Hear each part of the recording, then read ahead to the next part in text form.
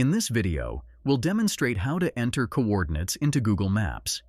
But before we dive in, I'd like to invite you to hit that like button if you're excited to learn how to enter coordinates into Google Maps, and share your thoughts in the comments below. Your feedback helps us create better content for you. Let's jump straight into the steps. There are 3 different types of latitude and longitude coordinates: degrees, minutes, seconds, decimals and minutes, and decimal degrees. You can input any of these into Google Maps. Copy the coordinates of a location from any source or system that provides latitude and longitude details. Open Google Maps and paste the coordinates into the search bar. Hit Search. Regardless of which coordinate system you use, Google Maps will direct you to the exact same location. Google Maps primarily recognizes coordinates in decimal degrees format, which is their preferred system.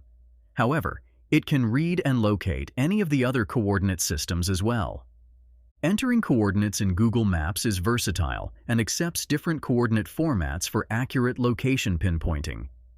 If you found this tutorial helpful, please take a moment to like, comment, and subscribe to Media Magnet Guide for more informative content. For additional tutorials and insightful information, visit our website at MediaMagnetGuide.com.